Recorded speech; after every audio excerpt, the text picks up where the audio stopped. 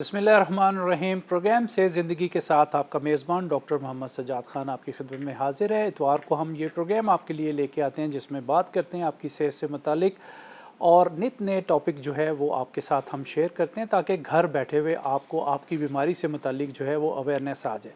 हर बंदे का बुनियादी हक़ है कि वो खूबसूरत नज़र आए, मेल हो फीमेल हो, बच्चे हों बड़े हों जवान हों बूढ़े हों, हर बंदा चाहता है कि मैं खूबसूरत नज़र आऊँ। और बहुत सारी क्रीमें मार्केट में मौजूद हैं जो कि गोरा चिट्टा कर देती हैं 14 दिन में। उसके बाद मैंने देखा है कि स्किन का बहुत बुरा हाल हो जाता है और उन क्रीमों में जो चेकअप किया गया तो मरकरी पाई गई जो कि किडनी फेलियर की तरफ इंसान को ले जाती है और स्किन का भी बहुत बुरा हाल हो जाता है। जब तक कि आप अपने अच्छे मॉलेज एस्थेटिक फिजिशियन या स्किन स्पेशलिस्ट से रुजू ना करें तो ऐसी क्रीमों पे बिल्कुल भी आपने तवज्जो नहीं देनी। कल कला को आपका चेहरा जो है वो बहुत ही ख़राब हो जाए कि जिसका इलाज बहुत महंगा फिर आपको करवाना पड़े। तो कोशिश करें कि ऐड के ऊपर आपने नहीं जाना। और बहुत सारी क्रीमें जो हैं आपको मुख्तलिफ़ लोग बता रहे होते हैं कि मैंने ये यूज़ की या आप भी ये यूज़ कर लें। तो हर बंदे की स्किन का जो टोन है वो अलग-अलग होता है।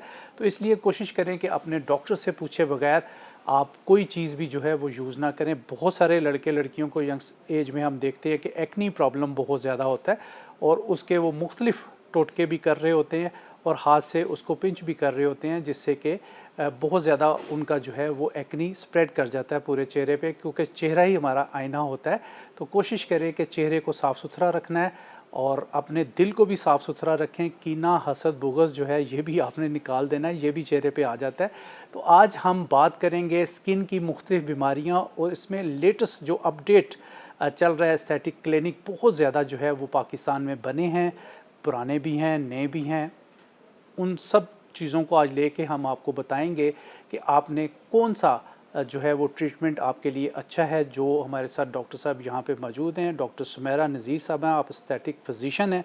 इनको आज हमने अपने प्रोग्राम में दावत दी है। डॉक्टर साहब को वेलकम कहते हैं। अस्सलाम वालेकुम डॉक्टर साहब। वालेकुम सलाम। बहुत शुक्रिया आपकी आमद का, thank you so much. Doctor साहब जैसे मैंने इंट्रो में बताया कि 14 दिन में गोरे चिट्टे हो जाएं और उसके बाद बुरा हाल हो जाए, फिर आप लोग भी ठीक नहीं कर सकते, इतनी प्रॉब्लम्स आ जाती हैं। तो ये क्या चीज़ है, क्या फार्मूले हैं कि आप गोरे हो रहे हैं? इतनी अच्छी बातें आपने इंट्रो में स्टार्ट की है कि एक तो आपने फार्मूला क्रीम्स के बारे में बता दिया जिसमें डॉक्टर्स कह के थक गए कि इन चीज़ों में ट्रैप ना हो। जी बिल्कुल। सबसे पहले बहुत ही एक माइल्ड सी चीज़ मैं आपको बहुत ही मतलब एक सुपरफिशियल चीज़ बताऊं कि वो जो फार्मूला क्रीम है, चले हम मरकरी की भी अगर बात नहीं करते, सिर्फ अगर हम स्टेरॉइड की बात कर लें तो स्टेरॉइड वो बैरियर को, हमारे स्किन की बैरियर को ख़त्म कर देता है।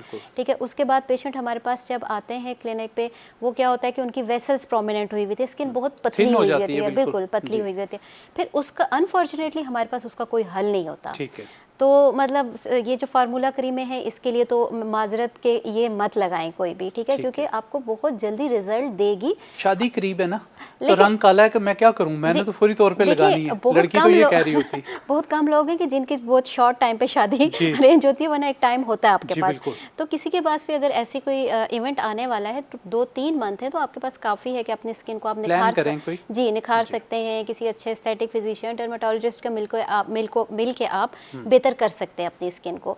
और उसके बाद आपने जो एक अच्छी बात की मुझे अच्छी लगी कि आपने कहा कि हर एक स्किन डिफरेंट है, चाहे वो डॉक्टर ही ने क्रीम लिखी है बट मेरे लिए और होगी, आपके लिए और होगी। तो देखा देखी शायद डॉक्टर की फीस, मेडिकेशन बहुत है ना हमारे मुल्क में, डॉक्टर की फीस बचाएंगे, ठीक है बचत is a good thing, but वो भी हर एक स्किन की डिफरेंट, मतलब हम कहें किसी की ऑयली है, किसी की ड्राई है, किसी की कॉम्बिनेशन है, ये एक तो सुपरफिशियल चीज़ है जो हर एक को पता है। ठीक है, तो वहाँ पे भी एक डिफरेंस आ जाता है कि एक दूसरे से देखा देखी भी जो हम चीज़ें यूज़ करते हैं वो अपने लिए हम अपने स्किन को भी हार्म कर रहे होते हैं और वो ऐसा हार्म होता है कि जो इरिवर्सिबल समटाइम्स।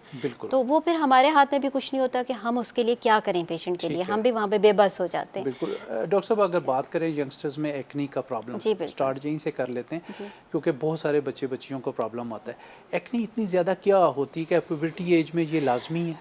जी बिल्कुल, स्टार्ट प्यूबर्टी एज से ही होती है और मेरे ख्याल में जहाँ तक मैं देखती हूँ मोर देन 50% पाकिस्तान की जो पॉपुलेशन है, मे बी एटमॉस्फेयर या हमारा एनवायरनमेंट या वेदर इस तरह का एक्सट्रीम होता है कि एक्नी के साथ ही पेशेंट हमारे पास आ रहे होते हैं। ठीक है, खैर अभी सर्दियों में उनके लिए एक अच्छा टाइम है कि एक्नी से थोड़ा उनका छुटकारा हो जाएगा। ये अभी ड्राई स्किन वालों के लिए वेदर जो है वो एक्सट्रीम है, बट गर्मियों में बहुत ज़्यादा एक्नी स्किन के साथ आते हैं। अब उसमें बेसिक क्या है, क्यों एक्नी बन रही है? क्योंकि ऑयली स्किन है, सीबम ज़्यादा प्रोड्यूस हो रहा है, ऑयल ज़्यादा है तो फिर जो एक्नी बनाने वाला बैक्टीरिया है वहाँ ग्रो करने लग जाएगा, उसके लिए एक फेवरेबल कंडीशन जिसको हम कहते हैं वो है। तो सबसे पहले उसको एक्नी के साथ हमारे पास अगर पेशेंट आता है, उसको कंट्रोल करने के लिए सबसे पहले हमने उनको ऐसी कोई चीज़ देनी होती है जो ऑयल को या सिबम को कंट्रोल करे। जी ठीक है, तो अगर ये चीज़ कंट्रोल होगी तो एक्नी हमारा कंट्रोल होता जाएगा। फिर उस पर आपने इंट्रो में जैसे कहा कि उसको हम टच कर रहे होते हैं, प्रिक कर रहे होते हैं, तो वो क्या करता है कि वो स्कारिंग की तरफ चला जाता है। स्प्रेड तो होता ही होता है, ज़ाहिर है बैक्टीरिया एक जगह से दूसरी जगह ले जाएंगे, लेकिन वो उसके बाद स्कार, और स्कार मैं कहती हूँ कि एक्नी से ज़्यादा बुरी चीज़ है। वो आपने देखी होगी पिट स्कार्स हैं, आइस पिक स्कार्स हैं, वो बहुत मतलब डिफ़िकल्ट टू ट्रीट हो जाते हैं। तो सबसे पहले तो ये है कि चले ठीक है, एक्नी आपको स्टार्ट हुई है, फिर आप किसी अच्छे अपने डॉक्टर को, फिजिशियन को मिल के ऐसे अपने प्रोडक्ट्स को अरेंज करेंगे जो आपकी ऑयल को कंट्रोल करे।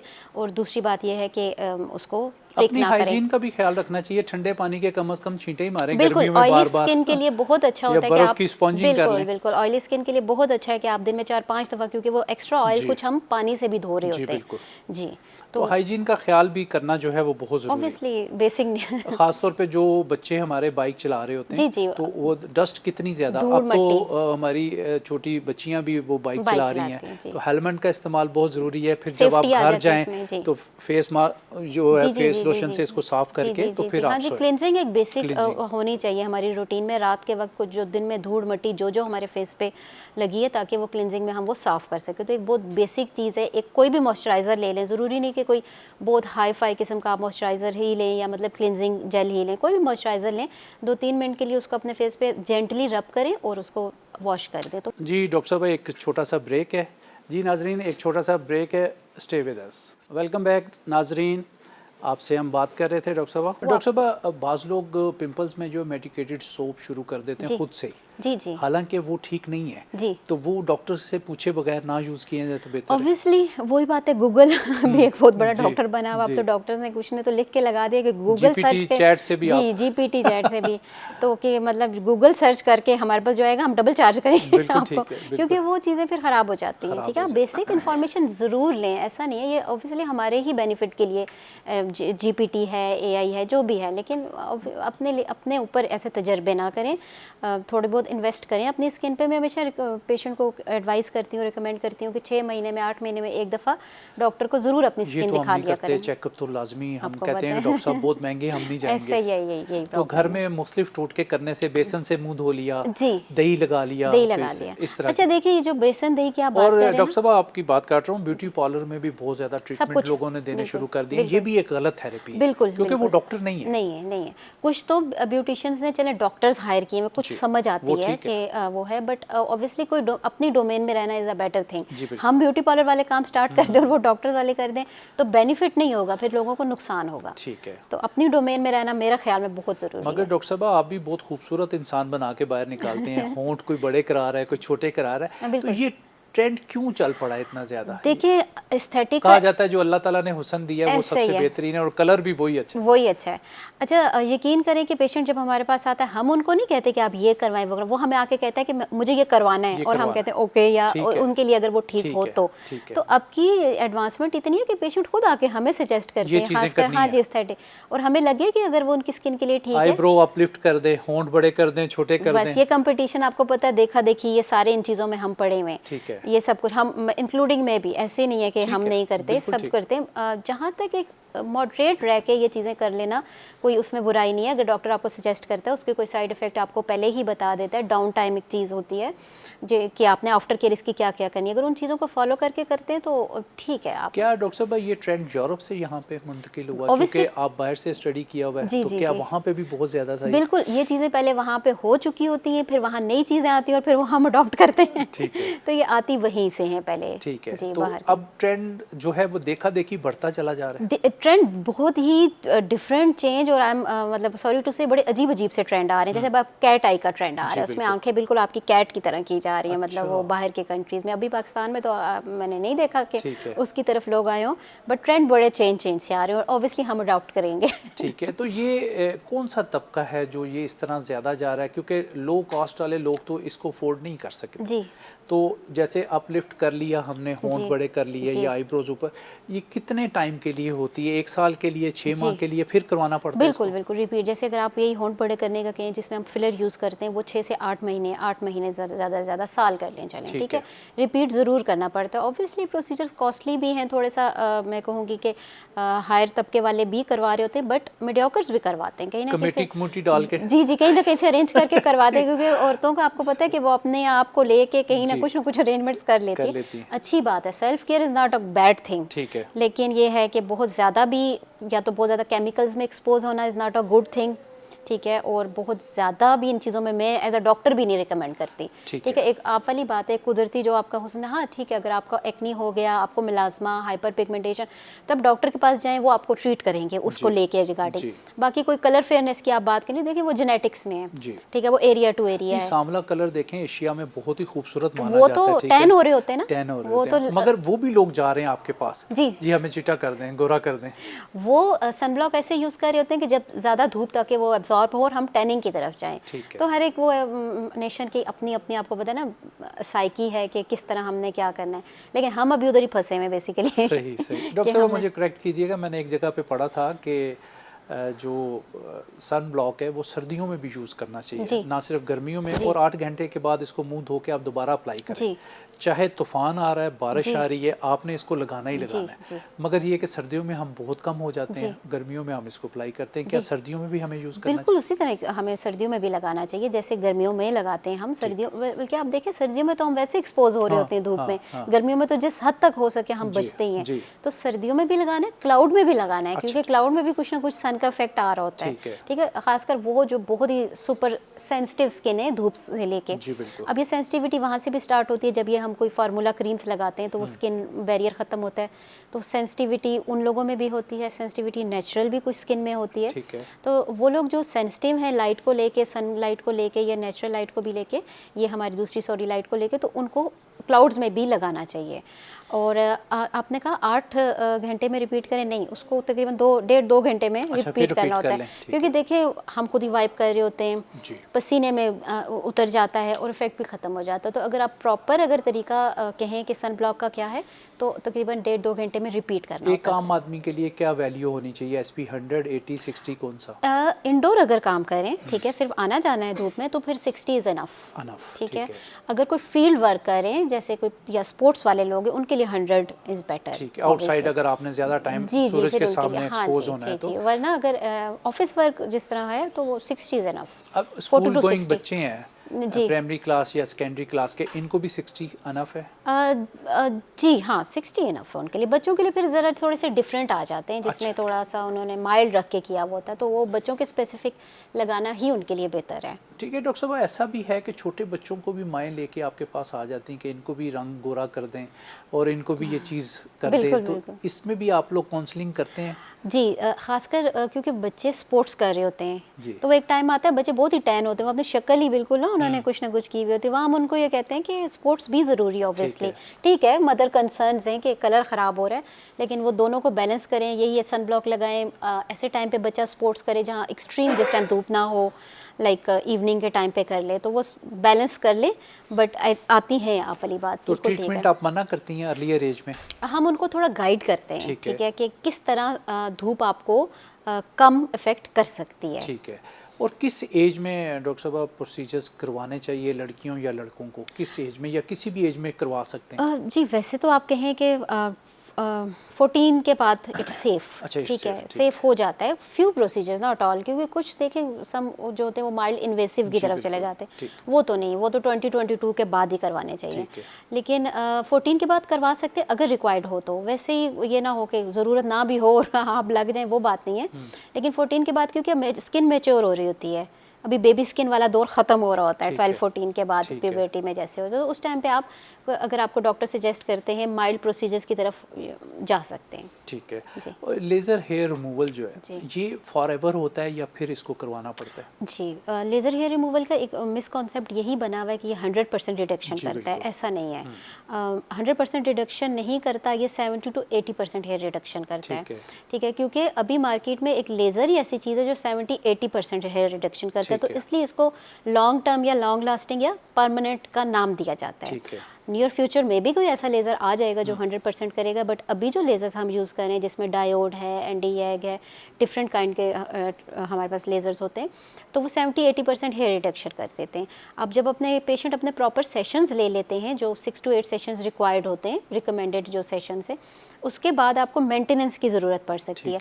बट मेंटेनेंस फिर मंथली नहीं होती, वो आपको 2 मंथ 3 मंथ, मतलब सम टाइम पेशेंट 6 मंथ में एक दफ़ा मेंटेनेंस करवा रहा होता है। ठीक है, फिर वो भी डिपेंड करता है कि कितनी हेयर ग्रोथ किसकी है, जेनेटिकली क्या उसकी ज़्यादा हेयर ग्रोथ है, या फिर वो कोई फीमेल किसी हार्मोनल इम्बैलेंस के साथ है। उसके साथ भी चेहरे पे, चेस्ट पे बाल आ रहे होते हैं, वो उनमें थोड़ा लॉन्ग टर्म चलना पड़ता है। अदरवाइज अगर एक नॉर्मल इंडिविजुअल जिसमें कोई हार्मोनल इम्बैलेंस नहीं है, जेनेटिक्स इतना ज़्यादा हेयर ग्रोथ को नहीं प्रमोट करें, तो उनमें थोड़ा रिजल्ट ज़्यादा। Any side effect? अच्छा, side effect few contraindications like breast feed, pregnancy, otherwise it's safe. During में ना कराएं? नहीं, बिल्कुल नहीं। ड्यूरिंग प्रेगनेंसी नहीं होना चाहिए, बेटर टू अवॉइड। ठीक है। और किसी भी एज में ये हेयर रिमूवल करें? When girl start having the hairs, thick hairs, basically laser thick hair के लिए आइडियल है। अच्छा। When she started having the thick hairs, it's mean कि अब वो she is the candidate for hair removal. ठीक है डॉक्टर साहब, आजकल हाइड्रा फेशियल बड़ा नाम, जिसे देखो हाइड्रा फेशियल, इसमें और आम फेशियल में क्या फ़र्क है?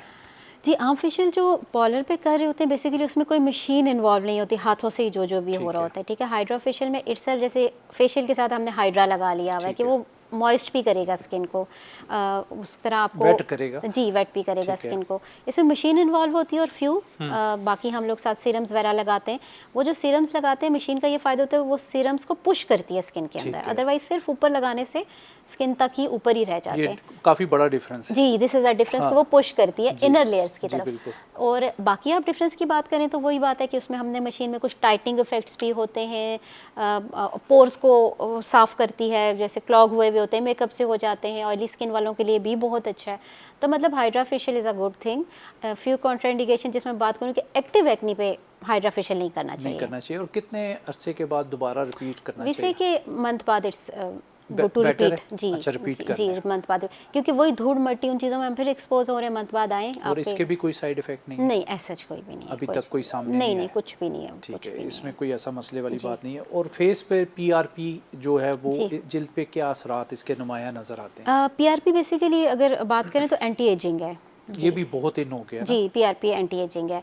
PRP का ये है कि वो आपको स्लोली आपकी सेल रिपेयर कर रही होती है, कोलेजन इंडक्शन। ये आपके ब्लड से होता है? जी, हमारे अपने ब्लड से किसी दूसरे के ब्लड से बिल्कुल नहीं। हम अपने वो एलर्जी कर सकता है? जी, एलर्जिक रिएक्शन हो सकता है, हो सकता है। थोड़ा सा नाज़रीन को तरीका बताइएगा कि आप ब्लड लेते हैं? जी, पहले हम 5 या 10 ml ब्लड लेते हैं, फिर उसके बाद उसको सेंट्रीफ्यूज मशीन में हमने जो फैक्टर्स उसमें से अलग करने हैं, यानी कि प्लाज्मा, वो हमें अलग होकर मिल जाता है, वो हम ले लेते हैं और फिर उसको डायरेक्ट या तो स्किन पे इंजेक्ट कर दिया जाता है, या माइक्रो नीडलिंग एक ऐसा प्रोसीजर है जो बहुत माइक्रोस्कोप छोटे छोटे से होल्स करता है स्किन में, माइक्रोस्कोपिक होल्स देखने में। नहीं, उससे पहले हम नमिंग क्रीम लगा देते हैं, तो इट्स ऑलमोस्ट पेन फ्री, बिल्कुल कोई पेन नहीं हो रहा था, और वो आपकी स्किन में एब्जॉर्ब हो जाती है। जो PRP हमने आपके ब्लड से बनाया वो स्किन में एब्जॉर्ब हो जाती है और फिर फ्यू डेज में वो आपको इफेक्ट देना स्टार्ट करती है। तो ये भी जिनको पिंपल्स या एक्नी है वो भी ये प्रोसीजर ना करवाएं? जी नहीं, एक्टिव एक्नी में नहीं। जब एक्नी रिजॉल्व हो गई हुई है और एक्नी स्कार्स रह गए हुए हैं, तो it's very ideal for the acne scar treatment. Scars को खत्म कर देते हैं? जी, वो जो नहीं गड़े से बिल्कुल ही बहुत ये बड़े आ रहे हैं आजकल, उसके लिए micro needling is very ideal. वो अच्छा कर देता है, फेस को साफ कर देता है, बहुत अच्छा कर देता है। तो कितने अरसे बाद इसको रिपीट करवाना चाहिए? इसमें भी सेशंस आपके 4 to 6 सेशंस रफली,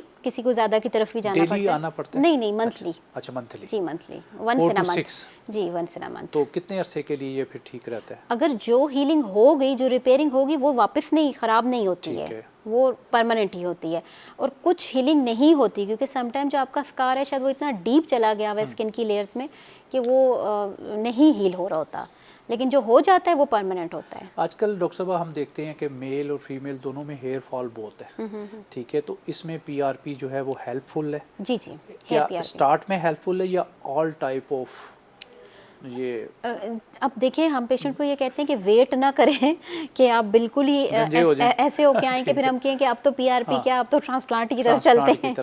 तो PRP हेयर फॉल को कंट्रोल करती है, ओनली हेयर फॉल को कंट्रोल करती है। मैं उसमें ये क्लेम नहीं करूंगी कि वो नया हेयर ग्रो करेगी।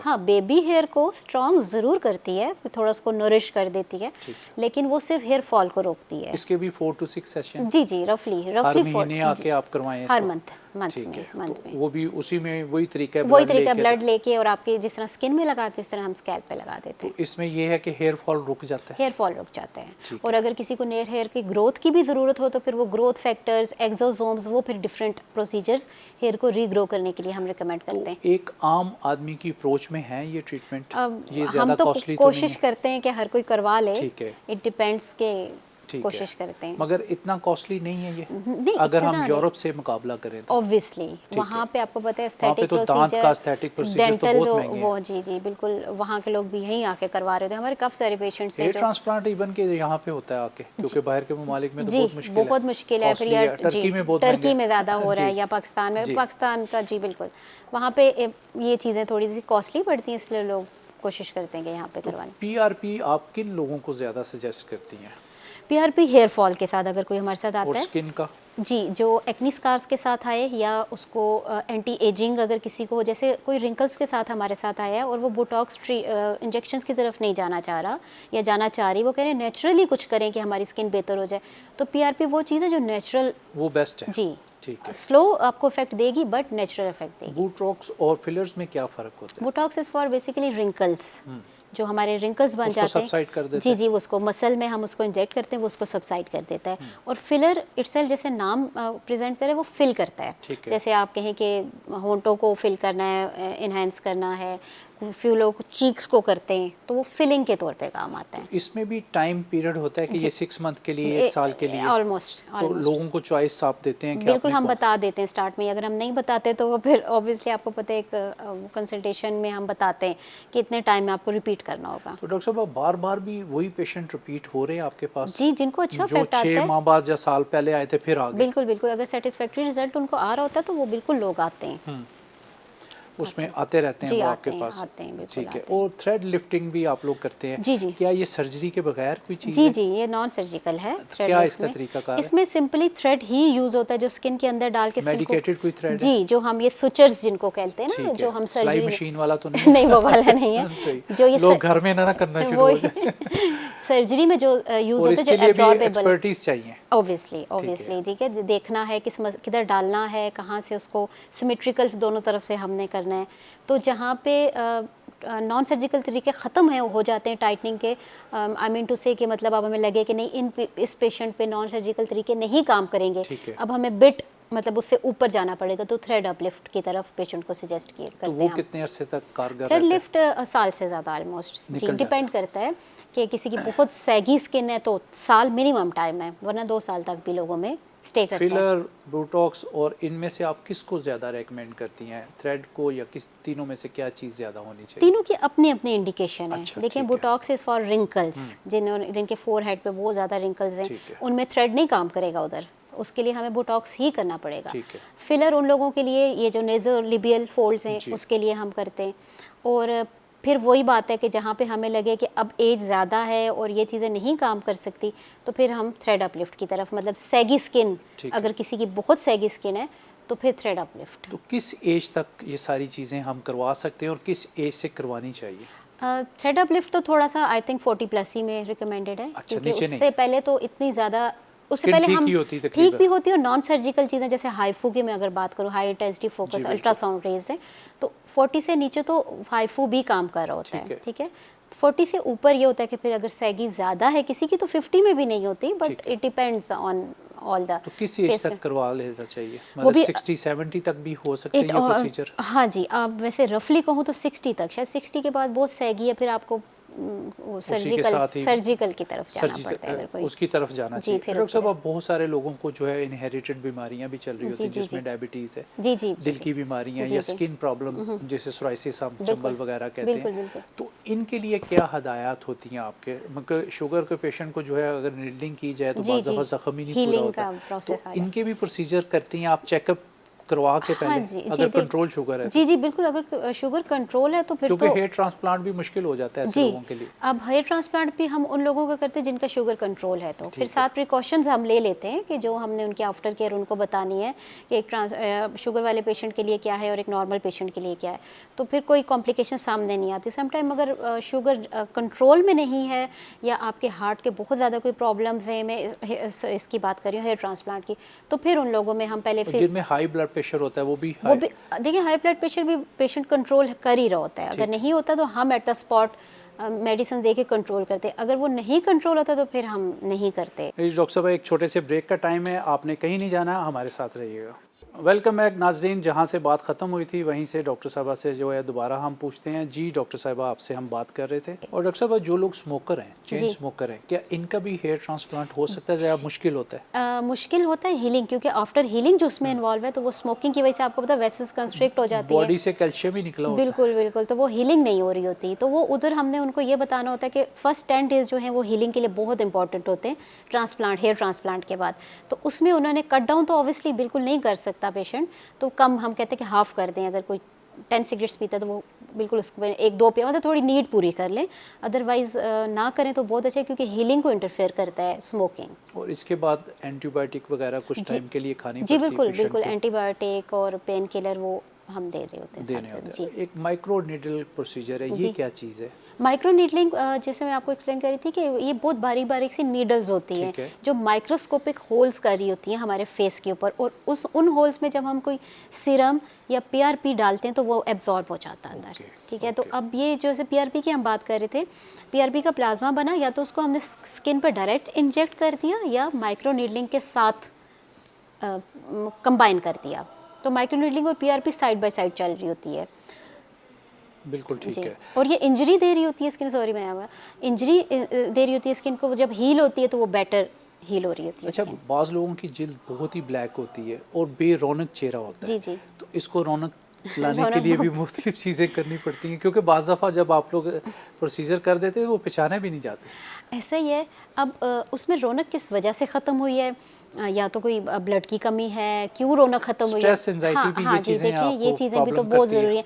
सब कुछ एक्सटर्नल फैक्टर से तो नहीं हो सकता, ठीक है, जब तक हमारी डाइट बैलेंस नहीं है, फूड का इंटेक नहीं है, अगर आपकी गट हेल्थ अच्छी नहीं है तो वो भी चेहरे पे आती है। ऑलवेज आपका स्टमक शो करता है, आपका फेस शो करता है कि आप क्या खा रहे हैं, ठीक है, कि वो ब्राइट है, शाइन है, या ये सब चीज़ें।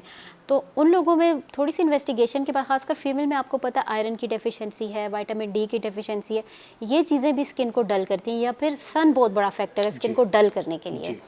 तो फिर हम वो देख के उनके के अकॉर्डिंगली उनको प्रॉब्लम क्या है, उसके फिर कुछ ना कुछ ब्राइटनिंग के तौर पे हम उनकी हेल्प करते हैं। जिल्द पे दाग धब्बे भी बहुत देखते हैं हम, ठीक है, खासतौर पे डायबिटीज़ पेशेंट में भी ये चीज़ें बहुत ज़्यादा देखते हैं, स्कार्स आ जाते हैं उनके भी, तो ये भी पिगमेंटेशन वगैरह भी ख़त्म कर सकते हैं? पिगमेंटेशन को भी बिल्कुल ख़त्म कर सकते हैं, खासकर प्रेगनेंसी में आपको पता है जो मिलाजमा का है वो उसमें वो हो जाता है, क्योंकि वहाँ पे आयरन की कमी है या हार्मोन्स उसको कुछ मिलाजमा को एक्टिवेट कर रहे होते हैं। तो ऑब्वियसली ड्यूरिंग प्रेगनेंसी तो हम ख़वातीन का नहीं कोई इस तरह का ट्रीटमेंट कर रहे होते, आफ्टर फिर हम उस कोई ना कोई ट्रीटमेंट कर सकते हैं। और क्या फिर नॉन जो प्रेगनेंट वीमेन है उनमें भी हमारे पास डिफरेंट ऑप्शंस अवेलेबल होते हैं। इसमें हम मिलाजमा पील कर सकते हैं, क्यू स्विच लेज़र का ऑप्शन है। एक ही सेटिंग में या इसमें भी? नहीं, ऑलवेज मल्टीपल सेशंस चाहिए होते हैं। जी जी जी, आ सकते हैं। वो भी डिपेंड करता है किसकी कितनी है, कितना टाइम से है, उन सब चीज़ों को देख। डॉक्टर साहब, सर्दियों में स्किन के बहुत इश्यूज हो जाते हैं, स्किन फट जाती है। जी जी जी, और चिल्ड्रेन बहुत ज़्यादा आम हमने देखा है कि जी जी जी, उंगलियां जी जी, प्रॉब्लम आता है। तो सर्दियों के हवाले से थोड़ा सा हमें बताएं कि हम अपनी स्किन का कैसे केयर करें। घर में जो है वो बर्तन भी धोए जा रहे हैं, फिर कपड़े भी धोए जा रहे हैं, ठीक है, कास्टिक सोडा भी लग रहा है, और डॉक्टर कह रहा है जी आप बर्तन ना धोएं, कपड़े ना धोएं। अब घर में एक ही बंदा है जिसने सारे काम करने हैं, तो डॉक्टर का कहना आसान है, लेकिन वो साथ कोई काम वाली भी दे दे तो वो ईजी हो जाए। जब तक आप ये बात करें कॉस्टिक सोडा या हम लोग जो डिश वॉश के लिए कोई भी चीज़ यूज़ करते हैं सोडा, क्योंकि हार्श केमिकल्स उन्होंने डालेंगे स्टेन्स वगैरह से ख़त्म करने के लिए, तो उससे बचने के लिए एक आसान तरीका बहुत ही ईजीली, मतलब आप ग्लव्स यूज़ कर लें, ठीक है। किसी के अगर हाथ बहुत सेंसिटिव हैं और रेगुलर कोई इस चीज़ में एक्सपोज हो रहा है तो ग्लव्स यूज़ कर रहे हैं, ठीक है, क्योंकि काम भी करना है ऑब्वियसली, घर भी चलाना है, रीच एंड एवरीथिंग, हम खुद भी ये सब भी कर रहे होते हैं, तो हाथ भी बचाने हैं काम, तो आप ग्लव्स इज़ अ मतलब बेस्ट ऑप्शन, आप ग्लव्स यूज़ करें ड्यूरिंग वॉश। सर्फ भी हार्श होते हैं केमिकल्स उसमें भी आप सर्फ में भी ड्यूरिंग वॉश आप ग्लव्स यूज़ कर सकते हैं। तो इसमें डॉक्टर साहब कोई नाइट क्रीम आ गई है, कोई मॉर्निंग क्रीम आ गई है, लोग वो भी यूज़ कर रहे हैं, मगर ये कि उनको फ़ायदा नहीं हो रहा और बड़ी कॉस्टली क्रीम है। जी जी, नाइट क्रीम्स और वही बात है कि मैन टू मैन वेरी कर रही है, मुझे फ़र्क पड़ा, मैंने आपको बता दिया, उसने उसको बता दिया, तो ये भी हर बंदे के लिए नहीं है। नाइट क्रीम यूज़ कर सकते हैं हम, जैसे आप कह रहे हैं कि फ़र्क नहीं पड़ रहा, समटाइम पेशेंट बहुत जल्दी में होते हैं। बेसिकली 2 नंबर नकल बहुत आ जाती है ना, बिल्कुल, जब हर आपका चीज़ की कोई कॉपी होती आइटम है। चलता है उसकी कॉपी आ जाती है, हमें बिल्कुल। पता नहीं चलता। मैं ऑलवेज रिकमेंड करती हूँ, जैसे फ्यू ब्रांड्स हैं जिन पे हम थोड़ा ट्रस्ट करते हैं, कि आप उनके मतलब स्पेसिफिक वेबसाइट से या स्पेसिफिक जो आउटलेट से ही लें, क्योंकि ये जो कॉपी बना के बेचते हैं वो नाम ख़राब कर रहे वो होते हैं हर नुकसान चीज़। कर सकती जी, हैं। वो नुकसान भी करती हैं, इफेक्ट नहीं देगी। सही। और जैसे नाइट क्रीम है, इफेक्ट्स दे देती हैं, माइल्ड इफेक्ट्स देती हैं ज़रूर, बट आपका लॉन्ग टर्म यानी कि 3 मंथ तक तो आप रेगुलर लगाते ही लगाते हैं। ठीक। तो आप यकीन करें, समटाइम पेशेंट 10 दिन में आके कहता है हमें तो फ़र्क ही नहीं पड़ा। ठीक है, कुछ तो लोशन लोग यूज़ करते हैं, ठीक है, वो भी कलर आपका ब्लैक कर रहे होते हैं, तो लोशन हर बंदा लगा सकता है, जैसे बेबी लोशन है, इस तरह की चीज़ें घरों में पड़ी होती हैं, और लोग जो है ना वुज़ू करने के बाद, हर वुज़ू के जी। बाद वो लगा रहे होते हैं कि हमारी हाँ स्किन जी। जो ड्राई है, तो हाँ जी। उसको वेट करने के लिए ये चीज़ें, या फिर ऑलिव ऑयल लगा लें, क्योंकि इसकी भी बहुत जी, एंथेटिक अच्छे वो हैं। जी, देखिए मॉइस्चराइज़र हर एक के लिए बेसिक नीड, अगर सन ब्लॉक है तो मॉइस्चराइज़र भी बहुत ज़रूरी है, हर एक के लिए ज़रूरी ठीक है। है। फिर आप डिपेंड करता है कि आपको क्या चीज़ सूट कर रही है, मतलब एक किसी की माइल्ड स्किन है, यानी कि बहुत ज़्यादा ऑयली है, या फिर कॉम्बिनेशन में, तो वो फिर लोशन यूज़ करे, बट जिसकी बहुत ड्राई स्किन है तो उनको क्रीम्स पे जाना पड़ता है, हैवी उसका टेक्सचर होता है। तो अगर कोई जिसकी स्किन ऑयली थी और वो क्रीम लगा लेगा, तो वो ज़ाहिर है ऑयल पहले था, ऊपर से और ज़्यादा उसने हसास जिल्द होती है, जी, सेंसिटिविटी, तो उनके उसको लिए प्रॉब्लम आ जाएगा। उनको प्रॉब्लम आएगा। उनके लिए हम ये रिकमेंड करते हैं परफ्यूम फ्री उनके लिए चीज़ हो, यानी कि खुशबू ना हो, ठीक चाहे है। वो सन ब्लॉक है, मॉइस्चराइज़र है, और वो कोशिश करें कि वाइट जिसके कलर हो, कलर ना डला हो जिस चीज़ में, वो बेहतर होता है हसास स्किन वालों के लिए। ठीक है डॉक्टर साहब, स्किन के ऊपर जिल्द में जो है वो खारिश या एलर्जी का जी। आना बार बार लोगों जी। को हम देखते हैं, अर्टिकेरिया भी जैसे वो जी, जी, तरफ जी, से जी, पड़ जी, जाते जी, हैं, जी, जी। कुछ खाया इतने सूज वो गए, फूड एलर्जीज़ है। फूड एलर्जीज, तो इसका क्या सद्देबाब आप लोग, इसका भी कोई ट्रीटमेंट होता है? जी, हम डिपेंड करता है कि एलर्जी हुई किस चीज़ से है। ठीक कोई है। फूड एलर्जी किसी को है तो वो फाइंड सी आउट फूड करते से हैं। भी हो सकती है, बिल्कुल, बहुत लोगों बीफ को से हो सकती है, पीनट से चावल होता से हो है। सकती जी, है, जी, प्रोटीन एलर्जी बहुत कॉमन है। अंडे से हो गई, जी, जी, दूध से हो गई, जी। ठीक है। फिर अब स्पेसिफिक एलर्जी को चेक करने के लिए है किस चीज़ से, वो तो फिर एलर्जी सेंटर का रिकमेंड किया जाता है कि एलर्जी सेंटर जाके आप चेक करें कि किस चीज़ से एलर्जी है। बाकी अगर जैसे आप कह रहे हैं ड्राई स्किन वालों को एक्जिमा हो जाता है, जो बार बार खारिश करते रेड हो जाती है खून भी स्किन। निकल आता है बाज़ दफ़ा, बिल्कुल, वो इतनी क्योंकि खारिश हम कर रहे होते उसको हैं। बार बार स्क्रैच कर रहे होते हैं, जी। तो उस पर हैवी मॉइस्चराइज़र और कुछ नहीं तो वेज़लीन ही लगा लें, तो वो आपको एटलीस्ट खारिश नहीं करेगा और बढ़ेगा नहीं वो। ठीक है। और बाकी जो उसका ट्रीटमेंट है उसकी तरफ तो जाना ही जाना है, ठीक है। लेकिन उस पर मॉइस्चराइज़र बहुत अच्छा इफेक्ट देते हैं। हम छोटे थे तो हम डॉक्टर साहब देखते थे कि ना माएँ देसी घी की मालिश बच्चों को या सरसों के तेल जी, की जी। मालिश करके जी, नहलाती जी, थी। जी। आजकल वो वर्किंग मुझे ट्रेंड नज़र जी, नहीं आती, जी, जी, जी। तो उसमें भी तरोताज़ा जिल्द रहती जी, थी, जी, और जी। ख़ास तौर पे नाफ में तेल लगाने की बड़ी बड़े इफ़ादियत बेनिफिट्स बताई गई है, बताते हैं, बेनिफिट्स जी। हैं कि आपकी ड्राइनेस ख़त्म जी, हो जी, जाती जी, है। जी। वैसे तो 4 जगह हैं कि जी। आप एक्जेला में लगाएं ऑयल, जी। नाफ में, पाँव के वेब में लगा लें, ओके। तो उसमें भी आपको फ़ायदा होता है। मगर हमारी ज़िंदगी इतनी फास्ट हो गई है कि हम ये हम चीज़ें नहीं, आसानियाँ ढूंढ रहे हैं ना, मतलब ये है कि बेसिकली। केमिकल ढूंढ जी, के जी, हम हाँ, वो हाँ, करना चाह रहे हैं, जी। नेचुरल चीज़ें नहीं कर नेचुरल क्यों हम पीछे कर रहे हैं, नेचुरल चीज़ें अब नेचुरल रही भी तो नहीं है। जी बिल्कुल ये ऐसे। भी हम कह सकते हैं कि आप कहें ना नेचुरल ऑयल हम कहाँ से ढूंढ के लाएं। अब देखा होगा हर चीज़ में मिलावट और वो सब कुछ है, तो जितना नेचर के करीब रहेंगे वो तो बहुत अच्छी तो डॉक्टर बात है। साहब क्या मसाज बेहतर है स्किन के लिए? ऑब्वियसली मसाज क्या है, रिलैक्स करता है, जी। मसल को रिलैक्स करता है, ब्लड सर्कुलेशन को बेहतर करता है, पेशेंट रिलैक्स घर फील में करता है। मुफ्त हो जाता है, बाहर 5,000 दे के हम कराने जाते ऑब्वियसली हैं, तो बस वो ज़्यादा बेहतर है घर शायद में वो आप। किसी को अच्छा वही लगता है जो हाँ 5,000 में हो हाँ रहा हाँ है। हाँ। जैसे हम कहते हैं कि सर अब तो पे बहुत ज़्यादा सेंटर्स बन गए ना, बहुत ज़्यादा और बन यंग गए। बच्चे बच्चियां जो जी, हैं जी, वो इस जी। तरफ राग़ब हो गए, मगर घरों में जो किया जाता था वो भी बेहतर वो है। भी बेहतर और अभी भी रिमोट एरियाज़ में लोग सरसों का तेल लगा के ठंडे करते पानी हैं। से नहा लेते हैं। बेसिकली वही चीज़ें मॉडिफाई होके आ रही हैं, हाँ। थोड़ी एडवांस होके आ जाती हैं, है जी। तो वही ना जो घरों में किया जाता था। अक्सर पेशेंट पूछते हैं कि सर पे स्कैल्प पे हम करें मसाज के ना करें। अच्छा है क्योंकि वो थोड़ा सर्कुलेट कर रहे होते हैं, लेकिन माइल्ड ये ना हो कि बाल ही आप एक पहली बाल किसी का नरम है और टूट रहा है और सख्त कई तो मसाज डॉक्टर साहब करेंगे तो तेल लगा के भूल जाते हैं कि इसको साफ भी करना है, वो तो फिर उससे तो नरम, फिर फारग हो जाता है। वो जी बिल्कुल ये तो नरम। 1 घंटे से ज़्यादा नहीं लगाना चाहिए, ऑयलिंग करके उसको धो लें धो आप। देना चाहिए, बस आप एक मॉइस्चर दे रहे हैं अपने स्कैल्प को या बाल को। ठीक है। जी तो डॉक्टर साहब आप बहुत सारे लोग आपके पास आते होंगे कि हमें स्किन के लिए कोई सोप लिख दें, जी हम पिंपल्स के लिए कोई सोप जी लिख जी दें, तो वो आपने लिख दिया, जी जी उससे वो ठीक हो गया, जी अब वो प्रिस्क्राइब खुद भी कर रहे हैं, जी जी हाँ तो ये बिल्कुल। बड़ा हार्मफुल नहीं है? बिल्कुल नीम हकीम खतरा जहाँ हार्मफुल तो होगा उसके लिए, जिसके लिए वो सूट नहीं करेगा उसके लिए हार्मफुल होगा। शायद वो डॉक्टर भी किसी टाइम पे इन्वॉल्व होगा, कहेंगे उस डॉक्टर ने लिखा था मुझ पे तो बुरा असर हो गया। जी बिल्कुल। तो ये चीज़ें समझने वाली है कि इसमें आपने थोड़ा सा उसको फाइंड आउट करें कि पहले अपने आप को देखें कि आपकी स्किन कैसी है, आपकी बॉडी कैसी है, क्या चीज़ एक्सेप्ट करती है। जैसे एलर्जी की बात करें, हम पेशेंट को कहते हैं आप खुद ढूंढें आपको किस चीज़ से एलर्जी है। जब आपको नहीं समझ आ रही किस चीज़ से एलर्जी है, तब एलर्जी सेंटर आप जाएं। एज अ डॉक्टर हम नहीं बता सकते। इंसान को बहुत कुछ पता होता है कि मुझे ये चीज़ खाने से प्रॉब्लम आएगी, मगर वो जायके के लिए खा लेता है। हाँ जी, देखें परहेज़, और वो सबसे पहले आ जाती है कि आप चीज़ों से परहेज़ करें तो आपको मेडिसिन की तरफ कम जाना पड़ेगा। जैसे डायबिटिक्स पेशेंट की बात करें, हर चीज़ हमें पता है कि हाइपरटेंशन वालों ने क्या नहीं खाना, क्या खाना, बट स्टिल पेशेंट हम खा रहे होते हैं। डॉक्टर साहब, ऑयली चीज़ें जैसे घरों में जो ऑयल हम इस्तेमाल करते हैं, इसमें भी बहुत सारा मिक्सिंग है, हालांकि बहुत कॉस्टली ऑयल हम खरीद के लेके आते हैं, तो ये भी हमारी स्किन और गट हेल्थ को अच्छा नहीं रखता।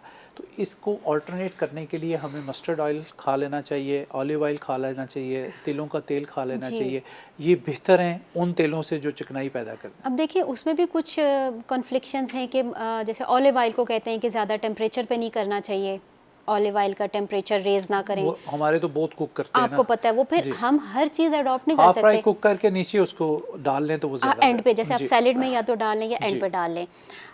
जैसे बहुत अच्छा ऑलिव ऑयल जिनको कॉन्स्टिपेशन वाले पेशेंट्स को कहते हैं आप चम्मच से पी लें, उनके लिए भी बहुत अच्छा है। अब चीज़ तो हमने ठीक है, ऑलिव ऑयल को हमने कहीं से अडॉप्ट कर लिया कि वो लोग इस्तेमाल कर रहे हैं और हम भी करें, लेकिन वो शायद मतलब अब किसी की बात करें, हम यूरोपियन कंट्रीज़ की करें या कि उनका वे डिफरेंट है पकाने का, खाने का, बेकिंग है, सैलेड ज़्यादा खा रहे हैं या इन सब चीज़ों को, तो अडॉप्ट तो हम कर रहे हैं, लेकिन फिर हमें देखना तो होगा कि ये अडॉप्ट करते हुए हम कुछ ख़राब तो नहीं कर रहे उसमें। तो वो फिर मतलब है जो कहते हैं ना, जैसा वो देश है हमें वैसे ही करना पड़ेगा, क्योंकि देखिए हमारा लाइफस्टाइल जो कुकिंग का बहुत डिफरेंट है खासकर उन लोगों से। तो ऑलिव ऑयल हो गया, बाकी मिर्च मसाले जब तक तेज ना हो वो तो हम आप खा देख नहीं सकते हैं। वो स्पाइसेस भी आपकी स्किन को खराब कर रहे होते हैं, आपके स्टमक को खराब कर। कुछ लोगों को स्पाइस, वो कहते हैं हम रात को बिरयानी खाएं तो सुबह फेस पे एक्नी होता है, तो हम कहते हैं ना खाएं फिर वो चीज़।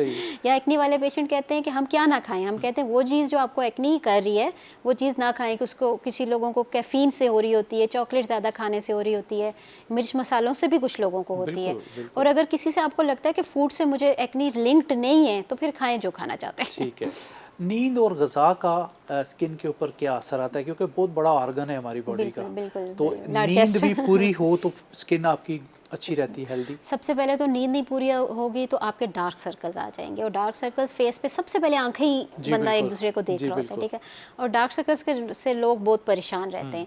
तो डार्क सर्कल्स के साथ हमारे पास अगर पेशेंट आता है, हम सबसे पहले पूछते हैं नींद पूरी हो रही है? 6 to 8 आवर्स डीप स्लीप होना चाहिए। जी, कॉन्टीन्यूसली आप स्लीप करें।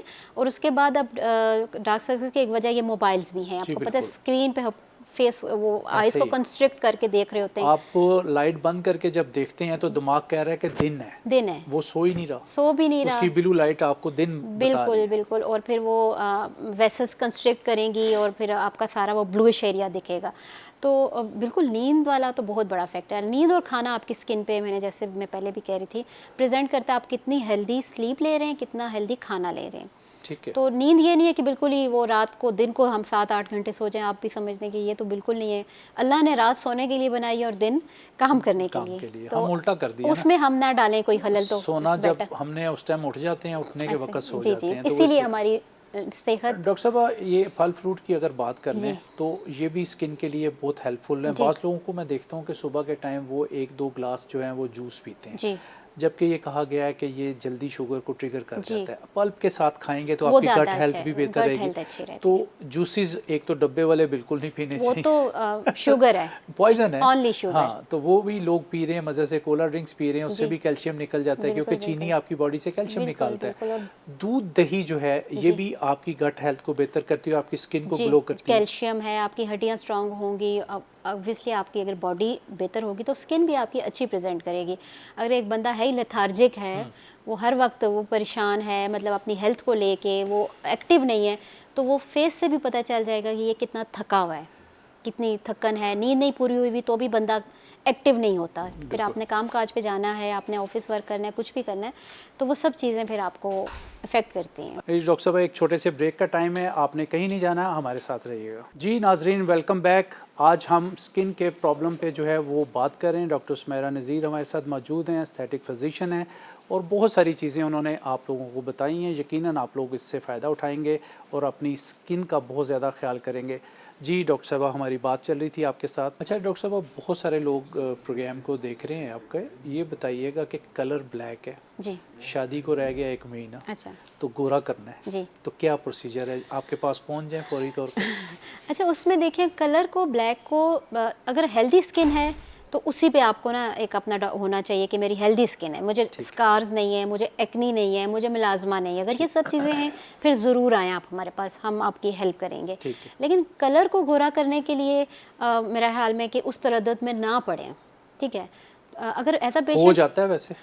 बहुत कम, अच्छा, बहुत कम, ठीक है। कुछ लोगों में हाँ, अगर आपके अपने नेचुरल कलर ख़राब हुआ हुआ है टैनिंग से या किसी ठीक चीज़ है, से, डबल टोन आ जाती है कई उसको दफ़ा। हम जी बिल्कुल, ठीक। उसको हम नॉर्मल की तरफ ला सकते हैं, वो ज़रूर हो जाता है। लेकिन अपने कलर से हटना वो बहुत लॉन्ग टर्म प्रोसीजर है, जिसमें कुछ वाइटनिंग इंजेक्शंस भी होते हैं। ऑब्वियसली फिर उनकी सेफ्टी हमने पहले देखनी है कि इनका पूरा liver, kidney, each and everything काम कर रही है कि नहीं कर पूरे रही। मुकम्मल उनके टेस्ट होंगे, उसके बाद फिर फिर आप अगर हम डिसाइड करते जी, हैं। अगर पेशेंट चाहेगा तो फिर हम तो लगाएंगे। उनकी भी लंबी सिटिंग है? उनकी काफ़ी ज़्यादा लंबी सिटिंग काफ़ी, होती है हर जी। महीने? नहीं, वो वीकली अच्छा, ऑलमोस्ट वीकली? जी, वो वीकली 10-12 सिटिंग लाजमी है उनकी? एटलीस्ट 8 to 10 तो हैं ही हैं। अच्छा ठीक है। जी। तो फिर ये है कि शादी प्लान करनी है तो 3 से 6 महीने पहले आपके पास आए। उसके लिए हम ये कहते हैं कि चलें आप ब्राइटनिंग के लिए आएँ, ना है। सिर्फ वाइटनिंग के लिए नहीं, ठीक है। बट ब्राइटनिंग, कि ठीक है। चेहरा थोड़ा दोनों में ग्लो डिफरेंट करे। है? हाँ जी, देखिए वाइटनिंग में तो हम कहते हैं ना कि कलर ही हमारा चेंज हो ठीक जाए, है। ठीक है। ब्राइटनिंग में हम ये कहते हैं कि ग्लो आ जाए फेस पे, जो ठीक है। हर फीमेल या मेल दोनों चाह रहे होते हैं। तो उसके लिए मल्टी वाइटामिन इंजेक्शन होते हैं। विटामिन सी का इंजेक्शन है। विटामिन सी आपको पता है बॉडी को इम्यूनिटी भी दे रहा होता है और फेस को ग्लो दे ये रहा होता है। वाहिद विटामिन है डॉक्टर साहब जो बॉडी में नहीं ठहरता, इसको ऑफ एंड ऑन लेना पड़ता लेना है। ये आपके पड़ता है। मूड को स्विंग करता है, आपके बिल्कुल। खून को पतला करता है। जी, तो बहुत ये इसके आपके ब्लड बेनिफिट्स प्रेशर हैं। को जी, बेहतर नॉर्मलाइज करता है। जी, तो इसके काफ़ी बोन मैरोज के बेनिफिट्स लिए हैं। बड़ा ज़रूरी है विटामिन सी। बिल्कुल। तो उसके इंजेक्शन भी आप जी, लोग उसके जी इंजेक्शंस होते हैं, वो ब्राइट कर देते हैं स्किन को। 2-4 दफ़ा अगर पेशेंट लगवाता है, जैसे किसी की शादी है क्या, तो स्किन हेल्दी नज़र आएगी। तो वो सिर्फ चेहरे पे आप लोग अप्लाई करते हैं या नहीं नहीं, बाजुओं पे भी? वो आपके ब्लड में। अच्छा, ब्लड जी में। जी, ब्लड में, ठीक वो है। ऑल ओवर द आजकल बॉडी कोई ड्रिपें भी आ गई हैं डिफरेंट है। तो उसमें लगाने उसमें के बेसिकली जो हाईलाइटेड चीज़ें यही होती हैं, विटामिन सी हो गया, कोई एंटी एजिंग चीज़ें हैं, यही जो टॉप मोस्ट है ना, यही ठीक चीज़ें है। ऐड होती तो हैं। ड्रिप की शक्ल में लगाई जी जाती जी, है? उसको ड्रिप की शक्ल में तो लगाते वो हैं। एक ड्रिप काम कर जाती है या उसमें भी लोगों को बार बार आना पड़ता है? एटलीस्ट 3 दफ़ा लगवा लें, 4 दफ़ा लगवा लें, डिपेंड्स कि किसको कितनी रिक्वायरमेंट है। सही है। मैं चूँकि ये इसलिए इनिशियल क्वेश्चन आपसे पूछ रहा हूँ कि हमारे नाजरीन जो देख रहे हैं, अगर वो कोई प्लान करें तो उन्हें पता होना चाहिए कि बिल्कुल। इतना टाइम जी हमें जी, चाहिए। स्केड्यूल अपना हाँ बिल्कुल, और जेब भी थोड़ी सी जो है जी। वजनी करके आपके पास आए, क्योंकि इतना इजी नहीं है कंपेयर टू यूरोप के। जी जी, यूरोप में तो बहुत महंगा है, वहाँ पे तो लोग जो है वो इसको अफोर्ड नहीं वहाँ पे नहीं कर कर पाते, बिल्कुल बड़ा बिल्कुल, मुश्किल होता है। वहाँ तो पे नहीं यहाँ है। पे ये है कि लोग कर सकते हैं जी अगर वो चाहते हैं, जी, जी, बल्कि जो नेचुरल है उसमें ज़्यादा ब्यूटी है। ऑब्वियसली। तो ज़्यादातर लोगों की काउंसलिंग आप ये भी करते हैं, मगर फीमेल थोड़ा सा इंसिस्ट करती होंगी कि नहीं हमें आप कर दें। हाँ जी, वो ज़्यादातर मैं जैसे बात यहाँ से स्टार्ट की थी कि आके हमें कहते हैं हमारा ये कर दें ये नहीं कहते कि हमने क्या करवाना है। ठीक है। ठीक है, लोगों में नो हाउ है, इसमें कोई बुरी बात नहीं है, लेकिन इंसिस्ट करते हैं लोग, अगर वो उनके कुछ लिए मान भी जाते हैं? जी कुछ मान जाते हैं, क्यों नहीं। अगर हम, ये डिपेंड करता है हमारी कंसल्टेशन कितनी अच्छी है, ठीक है। काउंसलिंग कितनी अच्छी बिल्कुल है, सही। तो मान भी जाते हैं। क्योंकि अगर लोग तो यही समझ रहे हैं ना क्लिनिक में आगे हमें तो पैसे मिलने हैं, मगर जो आपने किसी को अच्छा दिया वो भी मशवरा सदका जारी है। ऑब्वियसली, वो भी मानत है ना, हमारा मशवरा फर्ज जो है। बनता है कि जी। हम पेशेंट को उसमें मेल फीमेल दोनों मान जाते हैं कि ठीक है आपने कहा जी तो हम। बिल्कुल बिल्कुल। अगर हम कंसल्टेशन में जब उनको कुछ चीज़ समझाते हैं कि इसका ये इफ़ेक्ट है, इसका ये डाउन टाइम है, अगर आप केयर नहीं करेंगे आफ्टर 2-3 डेज़ तो ये प्रॉब्लम होगा, इस तरह की चीज़ें जब खोल के रखते हैं सामने तो वो ज़रूर मान जाते हैं। डॉक्टर साहब जितनी हमने बातें की, प्रोसीजर जितने आपने मुझे बताए हैं, इनके कोई साइड इफ़ेक्ट हैं लॉन्ग टर्म बॉडी पे के नहीं? जी बिल्कुल, हर चीज़ का साइड इफ़ेक्ट या डाउन टाइम, जो मैं बार बार एक लफ्ज़ कह रही हूँ, यानी कि कितने डेज़, जैसे माइक्रो नीडलिंग की मैं बात करूँ कि उसमें हम कहते हैं कि अब आपने 36 घंटे के लिए धूप और एक्सेसिव हीट में एक्सपोज नहीं होना। तो ये हम फिर साथ उनको ब्रीफ करते हैं at the end of the session कि आपने ये केयर आफ्टर केयर करनी है। साइड इफ़ेक्ट से ज़्यादा after care is the more important thing. ठीक है जी डॉक्टर साहब, हमने सारी चीज़ें आपसे पूछी हैं। जितने भी प्रोसीजर आप बता रही हैं, आप कह रही हैं थोड़ा बहुत इसमें जो है वो साइड इफ़ेक्ट होते हैं हर प्रोसीजर का, तो क्या लोगों को एहतियात बरतनी चाहिए? इसमें कोई वेदर का भी होता है कि गर्मियों में आप ये प्रोसीजर कराएं, सर्दियों में ये कराएं, ये तो नहीं होता? जी, कुछ चीज़ें ऐसी होती हैं, जैसे अब बोटॉक्स का मैं एग्जांपल आपको दूं, उसके बाद हम पेशेंट को कहते हैं आपने हैवी एक्सरसाइज नहीं करनी फॉर 2 or 3 डेज़। अच्छा ठीक है, इस तरह की कोई चीज़ें होती हैं। माइक्रो नीडलिंग के बाद हम कहते हैं कि आपको एक्सेसिव स्वेटिंग ना हो, एक्सेसिव सन में ना एक्सपोज हो। बाकी हाइड्रा फेशियल की जहाँ तक बात है, वो इवेंट का प्रोसीजर, अगर कल इवेंट है आज आके करवा लें, इट्स सेफ। अच्छा, वो लेकिन माइक्रो नीडलिंग ऐसी है कि उसके बाद आपके पास टाइम होना चाहिए। अगर सपोज हफ्ते बाद इवेंट है तो आपके पास हाइड्रोफेशियल में भी टाइप्स हैं कुछ? बेसिक हाइड्रोफेशियल एक ही चीज़ है एक ही जिसमें फ्यू मतलब मशीन्स की जो स्टेप्स हैं, सक्शन है यानी कि स्किन को साफ़ करने के लिए, स्क्रबिंग है ब्लैक हेड वाइट हेड को साफ़ करने के लिए, बेसिक एक है उसका लाइन, बट उसके बाद हम चीज़ें उसमें मॉडिफाई खुद करते हैं। डॉक्टर साहब, हमने स्टार्ट में कहा था कि लोग फार्मूला क्रीम्स बहुत यूज़ करके डॉक्टर के पास ना जाना पड़े, 300-400 की क्रीम लेके घर में ही कर रहे होते हैं, ये आपका कैमरा है, क्या मैसेज देंगे? जी बिल्कुल, सबसे पहले तो बहुत पुरानी अब ये बात होगी कि फार्मूला क्रीम्स को यूज़ ना करें, क्योंकि उसके जो आपको साइड इफ़ेक्ट्स आएंगे, इमीडिएटली इफ़ेक्ट तो उसका अच्छा होता है, बट जो साइड इफ़ेक्ट आएंगे वो फिर ठीक करना उसको बहुत ज़्यादा मुश्किल होता है। उसके बजाय मैं आपको ये रिकमेंड करूँगी कि थोड़ा इन्वेस्ट करें अपनी स्किन पे, अच्छी क्रीम्स की तरफ, अच्छे फेस वॉश की तरफ, अच्छे मॉइस्चराइज़र की तरफ। आपकी रेगुलर रूटीन होनी चाहिए जिसमें सन ब्लॉक भी बहुत ज़रूरी है।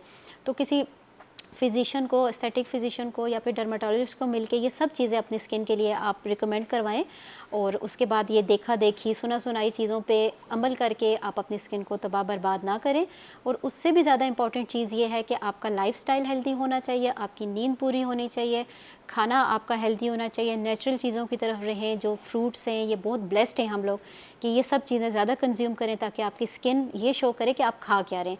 आप जो खा रहे हैं वो आपकी स्किन पे शो हो रहा होता है। तो आप डॉक्टर हेल्दी साहब, लाइफस्टाइल आपकी की तरफ आमद रहें। का बहुत बहुत शुक्रिया, थैंक यू सो मच। आपने बहुत ही वैल्यूएबल बातें आज हमारे नाजरीन के लिए की है, बहुत शुक्रिया। दोबारा किसी दिन दोबारा आपको ज़हमत देंगे। जी Thank you. नाजरीन, आज डॉक्टर सुमेरा नज़ीर हमारे साथ थी, एस्थेटिक फिजिशियन थी, और आप लोगों को साफ साफ उन्होंने बताया है कि फार्मूला क्रीम से जो है अवॉइड कर लें, और अपने डॉक्टर जो एस्थेटिक फिजिशियन है, साल में 1 मरतबा या 2 मरतबा अगर आपकी जेब इजाज़त देती है तो ज़रूर उनको विज़िट कर लें, और एक दूसरे से पूछ के जो है वो मेडिकेशन ना किया करें, इससे बहुत ज़्यादा जो है वो प्रॉब्लम आती हैं। अपनी जिल्द को हाइड्रेट रखने के लिए 10 से 12 ग्लास जो है वो पानी आप लोग ज़रूर पिएँ, इससे भी आपकी स्किन में बहुत अच्छे जो है वो असरात आते हैं। ज़्यादातर कोशिश करें कि बंद डब्बा जूसेस, कोला ड्रिंक्स, इनसे अवॉइड करें। पल्प के साथ अगर आप फ्रूट खाएंगे तो ये आपकी गट हेल्थ के लिए भी बहुत अच्छा है और आपकी स्किन को भी ग्लो करेगा।